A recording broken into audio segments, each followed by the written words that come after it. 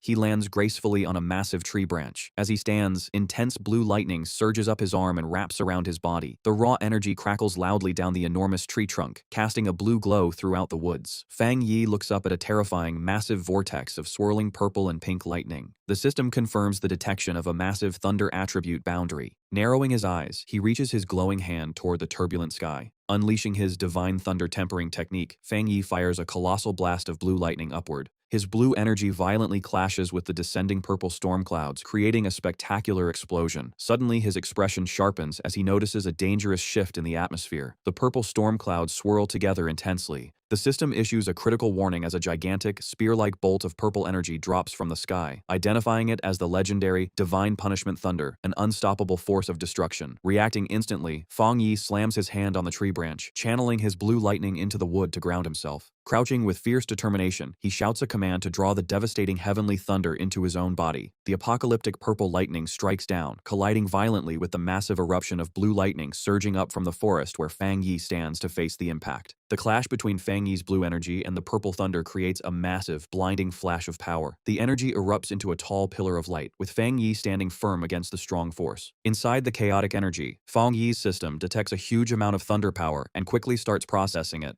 The absorption works. The system announces Fang Yi has gained a strong new skill to summon thunder to strike enemies and absorb it to break his own limits. Fang Yi thinks about breaking his limits, looking up at the storm calmly. He knows that normally every skill has a strict limit. It takes special conditions and huge spiritual power to break through, which often fails. However, a confident smile crosses his face as he grabs a cluster of purple lightning. He realizes his new skill skips these normal rules. Standing unhurt inside the purple lightning, he notes he can now use the thunder to keep getting stronger. He also knows the thunder is an unstoppable natural force, making it a deadly weapon.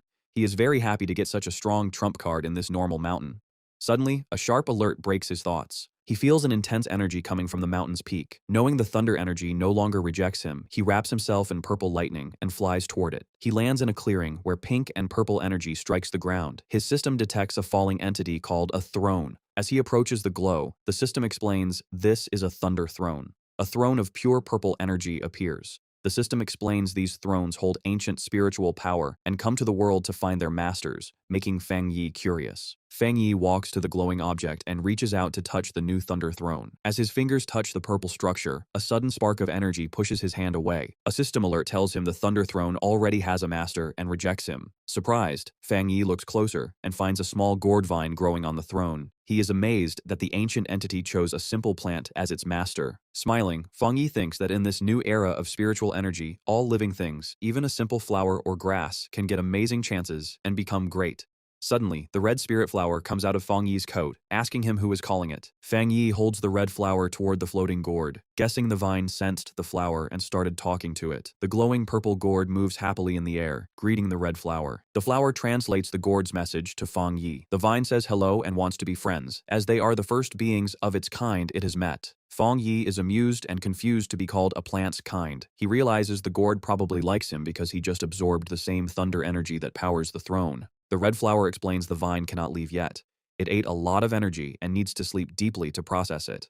Understanding this, Fang Yi knows the vine found a great chance. He thinks that once it digests the throne's huge power, it will evolve wildly, just like his spirit flower. With a friendly smile, Fang Yi reaches his hand out to the glowing vine, offering a handshake to the new master of the Thunder Throne. Fang Yi accepts he was too late to claim the throne, but he won't steal it. Building a friendship with it is much better, since fighting a master would cost too much. Watching the vine playfully touch his flower, Fang Yi notes it is gentle and friendly despite having strong thunder powers. He is glad it wanted to talk, ensuring it won't threaten humanity. However, he gets serious, realizing this throne isn't the only one. Thinking of other thrones waking up globally, getting one is his top goal. He also sees a danger. If a throne can pick a plant, it could easily pick a bad monster. Imagining a lightning monster attacking a city, Fang Yi knows that if evil beings get these chances, humanity's survival will be much harder. Standing up, he decides to report these thrones to the Spirit Association and military so they can watch them. He also wonders if one person can claim multiple thrones. Suddenly, the red flower interrupts him, passing a message from the vine telling him to go west. Fang Yi looks down surprised. The flower explains the Thunder Throne sensed a wood throne falling in the west. A confident smile crosses his face as he prepares to hunt the new throne. Before he can fly away, the green vine gently wraps around his ankle, stopping him. Fang Yi looks down confused. The red flower says the vine wants him to wait and practice his new thunder skill here. The vine explains the area is full of pure thunder energy, which will give him great benefits if he trains now. Touched, Fang Yi smiles and agrees, deciding it would be rude to refuse his new friend's nice offer.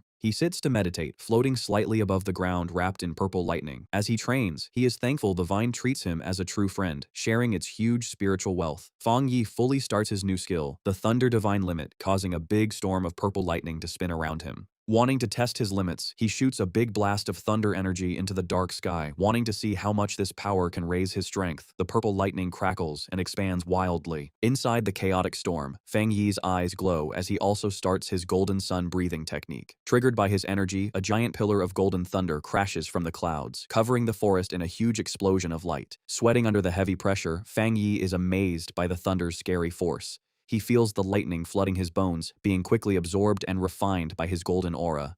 To his surprise, the two strong energies do not fight.